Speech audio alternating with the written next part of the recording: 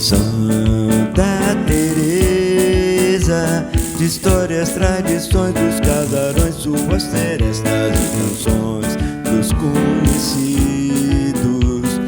bares, restaurantes, barraquinhas, carnavais e do cinema e a igreja. Pois é, Santa Teresa sofreu muita modificação ou ela é mesmo aquele estilo do início da cidade? O bairro de Santa Teresa, bem, ele tem uma característica que ele é, assim, ele é especial com relação aos outros bairros de Belo Horizonte. Ele conseguiu se manter, assim, com as características de, como dizem hoje, né, de tradição, de família, porque o bairro ele não é passagem para lugar nenhum. Então, e antigamente nós tínhamos uma linha de bonde que era exclusiva do bairro de Santa Teresa. Hoje nós temos 2 linhas de ônibus que são exclusivas do bairro de Santa Teresa. Então, o bairro se manteve com essa característica tradicional de cultura por causa disso, porque o bairro não é passagem. Agora, é claro, dezenas de construções, dezenas de outras coisas, infelizmente foram demolidas, né? Por exemplo, onde é que o mercado distrital, lá foi o Hospital Cícero Ferreira, que tratava doenças infecto-contagiosas, que criado em 1910 foi desmanchado, hoje é o mercado distrital. Na Praça Santa Teresa já tivemos 3 reformas, as últimas 3 reformas. A praça foi construída em 37, nós tivemos uma reforma em 91 e agora em 99, para poder adaptar do jeito que a população do bairro queria. O quartel do 5º Batalhão, que era um prédio antiquíssimo de 1914, ele foi demolido e hoje nós temos lá o Colégio Tiradentes, nós temos hoje o 16º Batalhão, ocupando toda a área que era a área do 5º Batalhão da Polícia Militar. Você, para contar essa história e contar a história do 5º Batalhão, você também escreveu um livro com o título O Soldado. O Soldado, eu conto a história de um soldado, mas é uma maneira que eu arranjei de contar a história do 5º Batalhão, desde a sua fundação em 1922, até a mudança dele em 1964 para o Instituto João Pinheiro, onde é ali na Avenida Amazonas. Conta a história do soldado para nós. Como é que é a história do soldado? Não, a história de um soldado que é um vaqueiro, digamos assim, lá do interior, um matuto, que nunca tinha calçado sapato, não sabia ler nem escrever, resolve ser soldado. Então ele veio se apresentar no 1º Batalhão, que é o único batalhão que tinha aqui em Belo Horizonte, isso em 1922. O 1º Batalhão é de Santa Efigênia. É Santa Efigênia, o BG. Ele se apresenta lá para poder ser soldado, então ele vai ser contratado e tal. E a história termina com ele contando para os netos deles, como é que foi a vida dele como soldado, a participação dele nas revoluções de 24. Tem o detalhe dele saindo de casa. Como é que é a história quando ele sai de casa? Ele sai escondido, né? Porque naquela época ser soldado não recomendava muito. Não era uma coisa muito boa, né? E a Polícia Militar, na realidade, naquela época, ela quase que com um mês que a pessoa fazia instrução, já estava apto para poder participar da Polícia Militar, para ser soldado. Hoje, para você ter ideia, são 9 meses, 8 meses. Hoje a história é outra. Você tem que ter um mínimo curso ginasial. E antigamente não precisava nem ler nem escrever. Se soubesse atirar já estava bom. E a reputação do soldado não era boa. Então o pai desse rapaz, não queria que ele fosse soldado. Ele veio escondido. Então ele vem escondido e se apresenta e... Mas a mãe dele sabia. A mãe dele sabia. Você não quer contar a história porque para a pessoa ler o livro. A mãe dele faz bolo para ele, faz vida. pão, né, para poder levar no embornal, para ele trazer, para ele comer.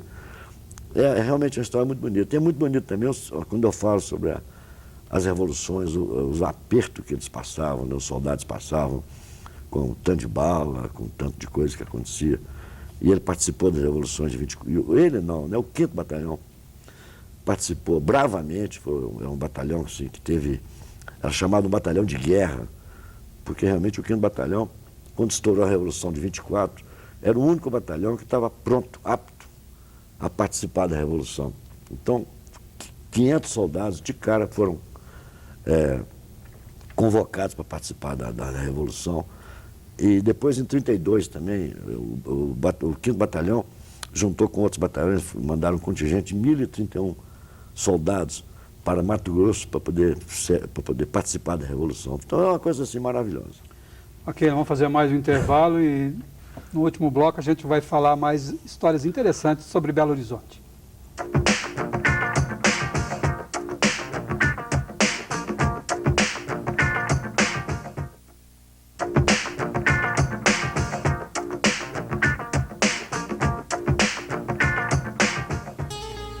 O pesquisador Luiz Góes já escreveu 16 livros contando casos da história recente de Belo Horizonte, que é uma história que tem apenas 100 e poucos anos. Para a gente é muito, mas para uma cidade de 106, né? 106. E agora nós temos aqui a história do seu Jair, que era um condutor de bondes. Que história é essa? O seu Jair, na realidade, ele é um personagem também. É bom que se diga, Benhur, que a maioria dos meus livros, todos eles eu coloco um personagem para contar a história. Que eu acho que é uma maneira mais suave, mais leve, das pessoas se envolver com a história do personagem e ler o livro com mais tranquilidade. Mas o seu Jair, ele é um personagem que ele ele nasceu em 1910 e já existiu o bonde em Belo Horizonte, porque o bonde surgiu em Belo Horizonte, a linha de bonde foi inaugurada em 1902. 1902. E foram aproveitadas em vários trechos as linhas dos ramais férreos. Pois é, mas uma curiosidade, o bonde funciona a eletricidade. O bonde tem um cabo, né? Funciona. Então, em 1902 já tinha estendido cabos elétricos na cidade. Para a linha do bonde. Para a linha do bonde. Sim. Na realidade, a rede elétrica de Belo Horizonte foi inaugurada no dia 11 de dezembro de 1897. Um dia antes da inauguração da cidade, foi inaugurada a rede elétrica de Belo Horizonte. Mas os bondes, os ramais férreos dos trens, famosos trens, foram aproveitadas essas linhas, muitos trechos para poder se criar as linhas de bondes. Foram 4 linhas de bondes iniciais. E o seu Jair, que era de 1910, ele com 1928, por aí com 18 anos, era louco para ser condutor de bondes. E ele vai lá, se apresenta à empresa e realmente... Só um parênteses, tu vê como é que as histórias são interessantes? As profissões que as pessoas sonhavam, um queria ser soldado, que até hoje ser soldado já é uma coisa que está compensando. O outro queria ser condutor de bonde, era o motorista do bonde, digamos. No bonde existiam 2 figuras, né? Tinha o condutor e o motorneiro. O condutor é o que cobrava. E, na realidade, quem era o responsável pelo bonde era o condutor, porque ele rodava o bonde todo, via as pessoas, cobrava, etc. E o motorneiro é que dirigia, né? Ficava lá na frente, apenas... Então o senhor Jair queria ser o cobrador de hoje. Ele seria o cobrador, e que hoje tem uma figura diferente da época, né? Mas, na realidade, o motorneiro, o condutor naquela época era o cara que mandava no bonde, era o que tinha mais autoridade. Mais importante do que o outro. Mais importante do que o motorneiro. Mas você está falando sobre pessoas que de profissão. Eu tenho um livro que infelizmente eu não trouxe aqui, que sobrou 2 ou 3 livros só, que é a História da Guarda Civil. Não, mas segura um pouquinho. Eu quero falar mais sobre o bonde ainda. O bonde, ela era tipo uma carroça. Aqui nós temos alguns jovens aqui no estúdio. Tem certeza que eles nunca viram isso aqui, Góes? O bonde, no princípio eles eram abertos, né? Mas depois os bondes foram adaptados, foram fechados também. Parecendo os vagões, como hoje tem vagão de trem. Eles eram fechados também. E andavam na velocidade de 30, 25, 30 km por hora. Sobre trilhos? Sobre trilhos, então ele não podia... Como o metrô, não? É como o metrô, só que com 10% de velocidade do metrô, né? Porque o metrô já é uma coisa fantástica. E ele fazia o quê? A Avenida Afonso Pena? Na Afonso Pena, não. Não, teve várias linhas na Afonso Pena, sim. Porque se você fala várias linhas, eu estou querendo que você explique para onde levava esses bondes. Olha, praticamente todos os bairros de Belo Horizonte tinham bonde. É verdade. Gameleira, Prado, Calafate, Santa Teresa, Floresta, Horto, Santa Efigênia, Serra, Cruzeiro, Cidade Ozanã, Pampulha, ele ia até a Pampulha, Renascença, até a fábrica. E era uma coisa organizada, era um transporte que funcionava, dava para levar as pessoas? Rubem, esse transporte foi assim, o mais popular e o mais importante de Belo Horizonte durante muito tempo. Para se ter uma ideia, as linhas de ônibus, a primeira linha de ônibus foi inaugurada em 1923. Então, quer dizer, entre 1902 e 1923, nós tínhamos o quê? Bonde e as charretes, né? eram os carros, que em 1920, por exemplo, quando falavam assim, vamos tomar um carro, eles iam tomar uma charrete, eles iam tomar tinha até um apelido, chamado pileca. Ah, Eles falavam, vamos tomar uma pileca, era uma charrete com um cavalo, cabia dois passageiros e o condutor, o cara que conduzia a charrete. Então, quer dizer, durante muitos anos, Belo Horizonte, o transporte que tinha de massa era o bonde que resolvia. nessa época que nós estamos conversando, a Pampulha não existia. Não, a Pampulha é 1940. A Pampulha já é da história recente. É a história praticamente, para mim, recente, Belo Horizonte, 40. E o Barreiro? O Barreiro é antigo. O Barreiro, lá tinha uma grande fazenda experimental, né? Era a Fazenda Vargem Grande, e lá foi ocupado, assim, muito também por imigrantes, né? Um dia nós temos que voltar aqui e falar só sobre os imigrantes, que é uma coisa... Temos que fazer vários programas. É uma coisa ainda tem uma história, ainda tem outra história, né? Temos a história do soldado, do senhor Jair, que queria trabalhar com bonde, e tem a história do Guarda Civil, que você não me trouxe esse livro. O senhor Gabriel, Guarda Civil, que foi uma instituição ímpar, né? Maravilhosa. Hoje a Prefeitura está reeditando aí a Guarda Municipal, é outra coisa completamente diferente, né? Porque a Guarda Civil era do Estado, né? Eles usavam cacetete, usavam revólver. O Guarda Civil, quando eu falo sobre o Guarda Civil em Belo Horizonte, eu comparo o Guarda Civil como se fossem os soldados, os guardas ingleses hoje, que tomam conta dos quarteirões. E eles conheciam... Como é que funcionava o Guarda Civil? Ele era uma corporação separada da Polícia Militar? Não tinha nada a ver, era uma corporação. Existia o Guarda Civil, depois teve o Guarda de Trânsito e existia a Polícia Civil. Quer dizer, então, quando acabou a Guarda Civil, em 1969, na época do gasto Azumed, que resolveu acabar com as outras forças que existissem, e deram mais força à Polícia Militar. Então, esse serviço da Guarda Civil foi assumido pela Polícia Militar, que hoje nós temos a Rádio Patrulha, que era a Rádio Patrulha criada em 1948 para servir junto à Guarda Civil de Minas Gerais.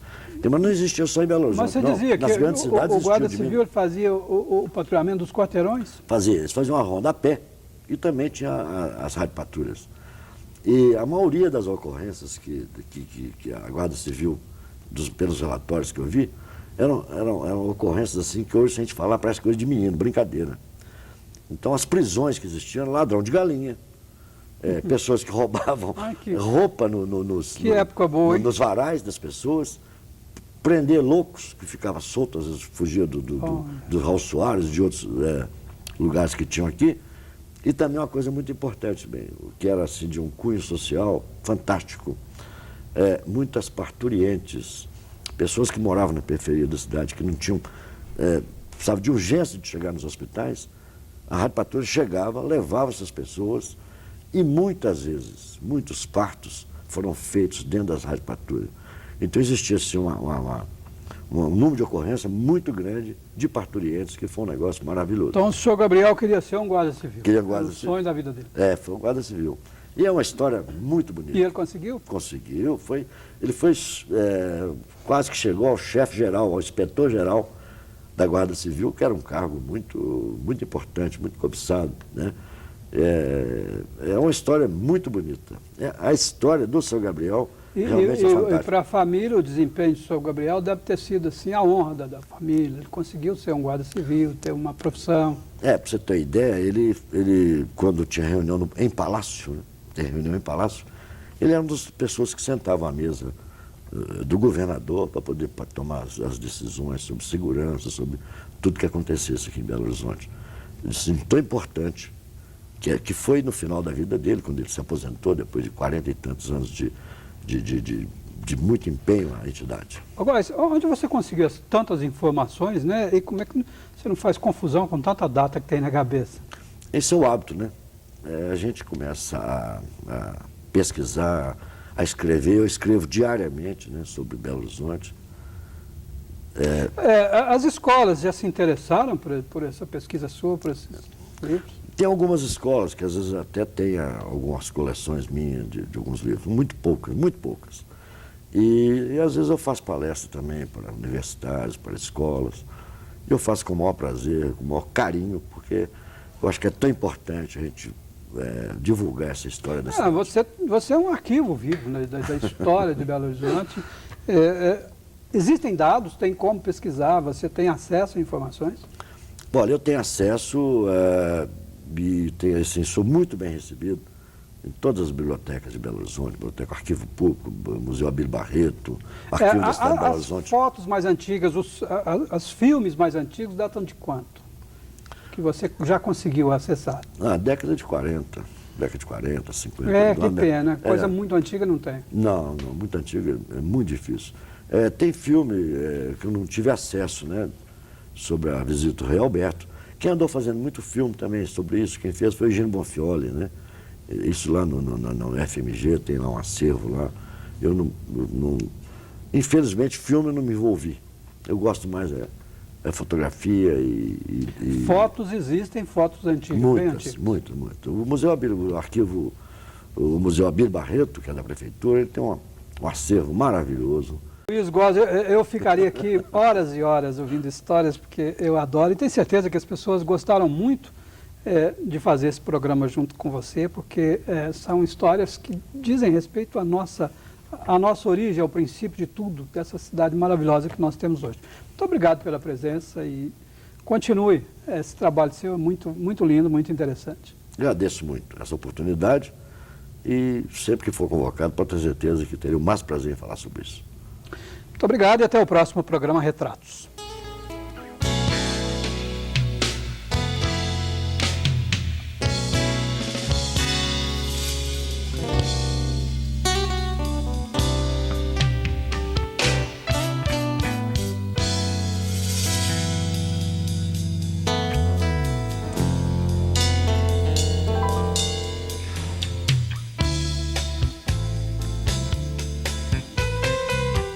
Santa Teresa, de histórias, tradições dos casarões, suas serestas e canções dos conhecidos. Bares, restaurantes, barraquinhas, carnavais e do cinema. E a igreja, Teresa e Terezinhas, padroeiras.